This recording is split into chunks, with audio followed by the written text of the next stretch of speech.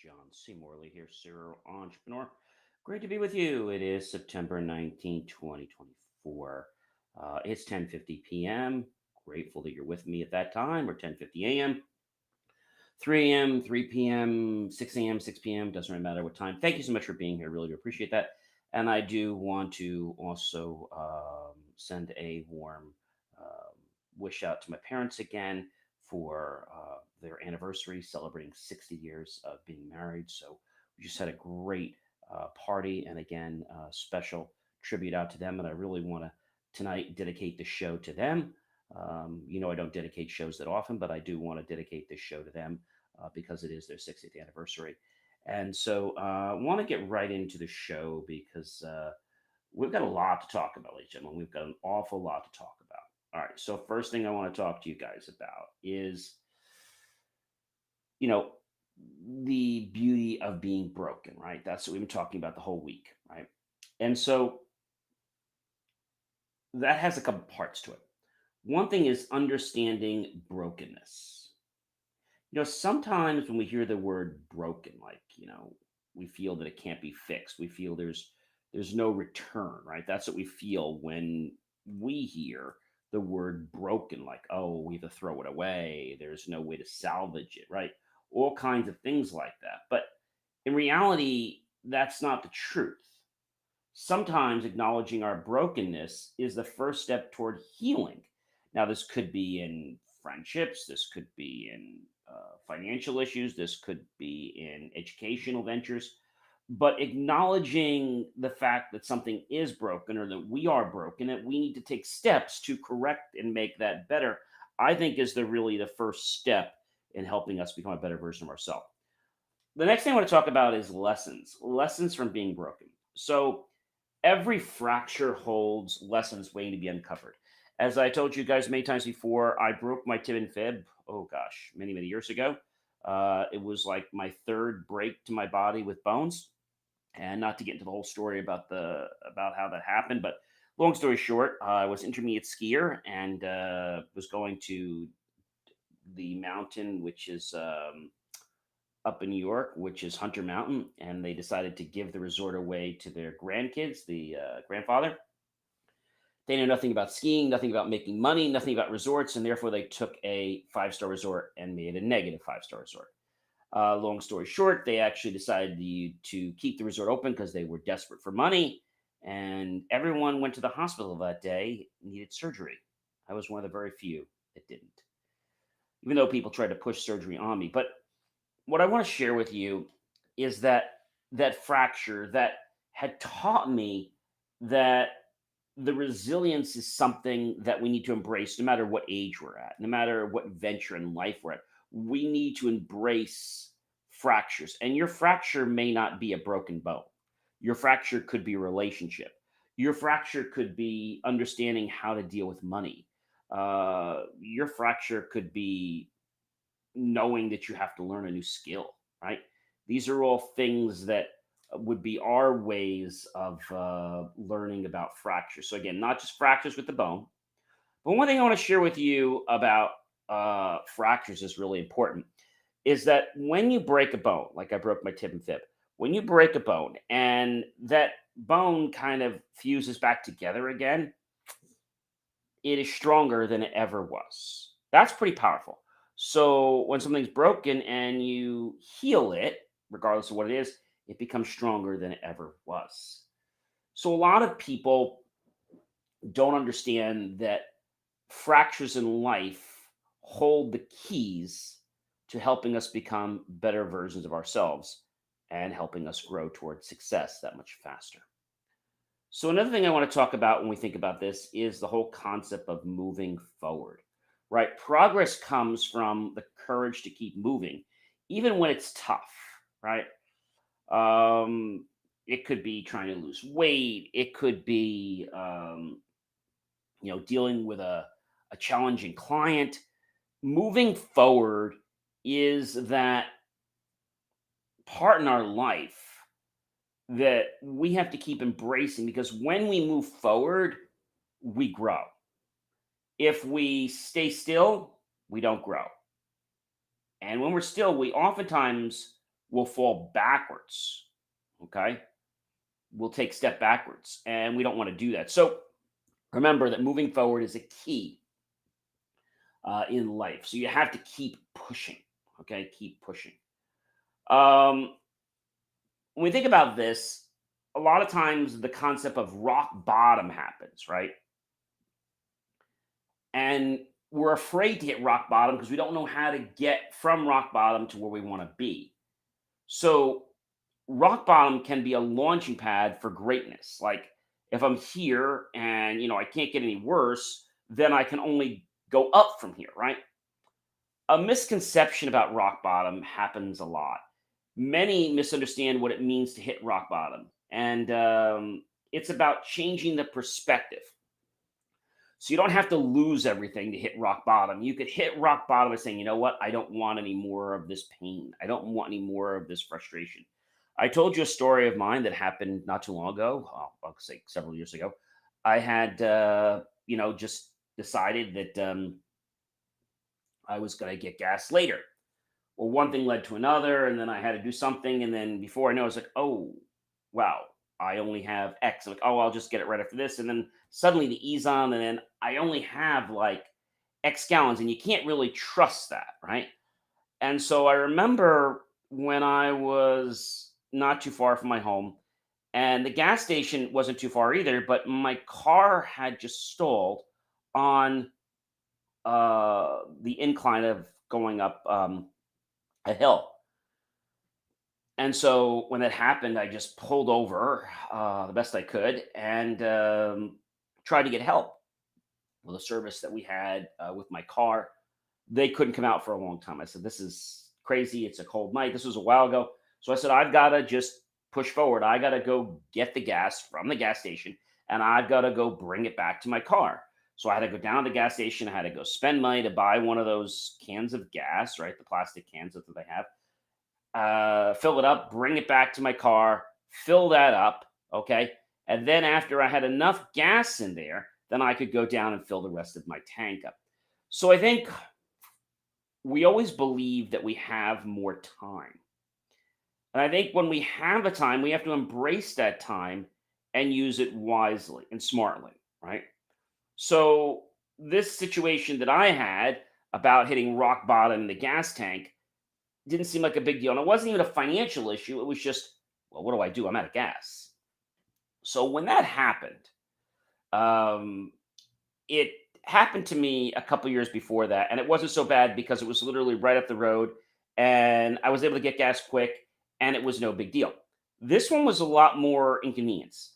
I had to walk down half a mile or a little more. I had to go spend money on a plastic gas can. I had to fill it up with gas. I had to walk back up that half a mile or mile, put it back into my car, get back on my way. And I wasted a lot of time doing that. So I said, from now on, when the E light comes on, I'm filling up. Like, that's it. It was a pain point with me. I think a lot of people in life don't actually decide to make a decision until it causes them enough discomfort or pain.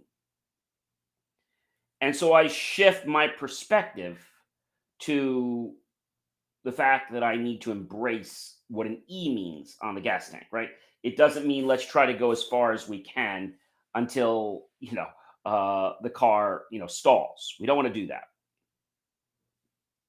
It's also important, ladies and gentlemen, to build a comeback plan. You know, it's time to strategize your return and rise stronger than ever. You might say, well, gee, John, why should I do it now? My question is, why not do it now? Right? That's the question I want to ask you is why not do it now? And so building a comeback plan could be something very easy, it could be something complicated, but it doesn't have to be. And the reason that you're building a comeback plan is because you don't want to go through any more unnecessary pain or discomfort. You just do not want to go through it anymore. That's the bottom line.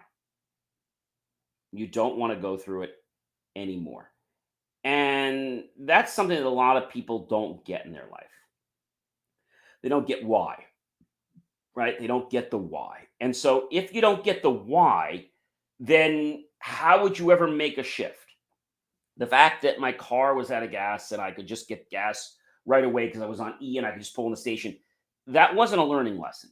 What was a learning lesson was when the car was less than a quarter mile from the gas station, and then I had to go get gas, put that in my car, but it wasn't so far, so it wasn't a big learning lesson. When it was more of a half a mile to a mile, and now I lost over an hour, and I could have been home taking it easy, all because I figured, oh, let me just wait till tomorrow. And so now if that happens and I see the E, I'm like, okay, if I'm going home and I see the E, I don't have to get gas right now. I'm already home. But the first thing tomorrow morning before I go out, the first thing I do is get gas. That's like a given. All right. And I've run out of gas a lot of times. There was a story on the radio, one of these popular radio stations, and this lady was, calling her father up and explaining what happened, and he's cursing and yelling her out on this, this phone tap. You probably heard of these before. And so she was basically just lying about it and getting her father upset. And the thing is, when you run out of gas, it's not just you, it's the fact that you're not being responsible, and you're also not respecting other people's lives because you're just expecting somebody else to come and help you. Now, you might say, John, well, that's what I expect. Yeah, but you got to have some responsibility for yourself, right? You've got to make sure that, you don't get yourself in trouble because you don't want to get in trouble, right? You don't want to get in trouble. And I know what you're saying. I know you're saying, hey, John, like it doesn't happen that often. Well, even if it doesn't happen, let's say once or twice, maybe a year or two, that's still a lot. That's still too many times. So when we feel enough discomfort or pain, it's like we want to make sure that never happens again. And if the discomfort is something that we recover from very quickly, we're like, oh, that's no big deal. I could do that. But my discomfort lasted for several hours. Now, I wasn't in any physical pain, but it was cold. I had to go down to hike to get the gas, spend the 20 bucks on this plastic container, where it was 10 or $20, and then fill it up with gas, then hike back up the mountain or the hill all the way back to where my car was with the flashing lights, because it was going to be like 2.5, 3 hours for the service to come. So I said, I can't wait for that. And so I decided that from now on, when that light comes on, I got to go get gas right away. I mean, it's just not even negotiable. All right. Because you put so many other people um, in your path, and then it's like you're disrespecting them. Because I can't take responsibility to fill my own tank with gas when it needs to. All these other people are going to inconvenience. And if it happens once in a while, it's okay. But when I started realizing that this was happening to me like once a year, that's too much, or twice a year. The last time this happened to me was over a year or two ago. And I said, that's not happening anymore. Like, no more. And that was the thing. So my plan is that when that E light comes on, you get gas either right now, or you get gas like if you're pulling out the next day and you're already home, you get gas the first thing in the morning. I mean, that's just a given. If you don't want to fill the tank up, go get some gas, even if it's a high price gas, and then go somewhere to get some more gas. But at least put some gas in your tank. All right. Our last point is inspiration and motivation. Find the inspiration that fuels your journey toward resilience. Now, I know you might be saying, John, when we think about brokenness, and we think about the fact that something's broken, we want to throw it away. We feel that if something is broken, that it's broken past the point of repair. I'll give you an example. So today I went to put on a pair of loafers, and I always use a shoehorn. Well, the shoehorn I had for many, many years, it was a plastic one. Now I have metal ones. But I was at our other place here in Florida, and I put the shoehorn down and I put my foot down on it. And guess what happened? Crunch. My shoehorn went into like at least 20 pieces. So that brokenness, I wasn't going to be able to recover. But what I am able to recover is the fact that, okay, let's not cry over spilt milk. I broke the shoehorn. It happened. Let me go get one that's maybe a solid metal one so that doesn't happen. And I think understanding what broken means that something's not able to be used at the moment. Maybe your TV is broken. Maybe your computer is broken. Broken just means it's not usable at the moment. But broken doesn't mean it cannot be brought back beyond repair. It doesn't mean that. Too many people think that. So when we get determined, somebody says, oh, gee, you're broken, acknowledge that you're broken, but acknowledge you can be fixed. And when I'm saying broken, I'm saying that we're going down a pathway that's leading us into more disappointment, more challenges, more frustration, and more sadness. So when we're broken, realize it, accept it, acknowledge it, and take the first step toward healing. Ladies and gentlemen, if you don't know who I am by now, I'm going to tell you, I am Mr. John C. Morley, serial entrepreneur. It's always such a privilege, pleasure, and honor to be with you guys here on Inspirations for Your Life. Do check out my hat or scan that QR code and go to Believe, Believe, me, MEACHIEVE.com to check out all my amazing, inspiring creations, which I know will truly empower your life and those you care so much about. But you got to visit my website, BelieveMeAchieve.com, follow, like, and support it. And I know it will improve your life. Have yourself a fantastic evening, everyone, and take care.